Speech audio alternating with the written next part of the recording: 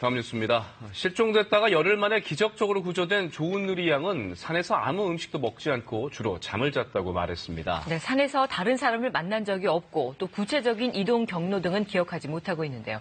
경찰은 여러 정황으로 범죄 피해를 입은 건 아닌 것으로 결론냈습니다. 보도에 진희정 기자입니다. 구조 첫날 대화가 쉽지 않았던 조은누리 양은 빠르게 회복하면서 사흘 만에 실종 당시 상황을 얘기했습니다. 여경과의 면담에서 조 양은 가족 등과 헤어진 뒤 어떻게 이동하고 지냈는지 잘 모른다면서 주로 잠을 잤고 먹은 건 없다고 답했습니다. 기억이 잘 나지 않지만 산에서 다른 사람이나 짐승을 만난 적도 없고 수색 대원 등이 자신을 찾는 소리도 듣지 못했다고 말했습니다. 경찰은 조 양의 옷 등에서 다른 사람의 흔적이 나오지 않아 범죄에 연루됐을 가능성은 낮은 것으로 보고 있습니다.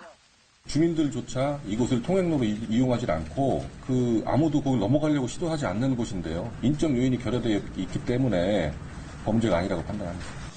또 조 양이 처음 발견된 곳을 다시 확인하려 했지만 산세가 험해 결국 찾지 못하면서 실종 열흘간의 구체적인 행적은 파악하기 어려워졌습니다.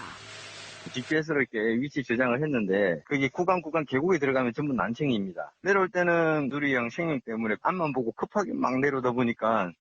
경찰은 가족과 헤어졌던 조 양이 다시 일행을 찾기 위해 산에 올랐다 길을 잃고 발견 지점에 머물렀던 것으로 추정하고 있습니다.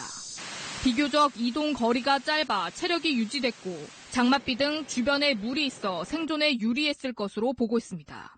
주변 환경이 일단은 바람도 안 불고 저체온증에 어쨌든 안 걸릴 수 있는 최적의 환경이었다는 거 하고 비가 왔기 때문에 물을 섭취했기 때문에 가능했다. 경찰은 실종 기억을 억지로 되짚는 일이 오히려 조 양에게 악영향을 줄 수 있다며 앞으로 조사 대신 피해 지원책을 검토한다는 방침입니다.